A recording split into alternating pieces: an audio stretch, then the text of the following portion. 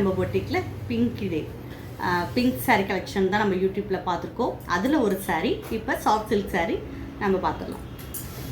நல்ல ஒரு pink colour sari, pink கலரில் சாரீ ஃபுல்லாகவுமே இந்த இதில் கொடுத்துருக்காங்க. பார்டர் பார்த்திங்கன்னா நல்ல ஒரு லாவெண்டரில் லைட் லாவெண்டர் கலரில் பார்டர் டிசைன் கொடுத்துருக்காங்க. ஒரு ரவுண்ட் ஷேப்பில் பார்த்திங்கன்னா லீஃப் டிசைன் கொடுத்துருக்காங்க. சாரீ ஃபுல்லாகவுமே அந்த டிசைன் வந்துடுது. நீங்கள்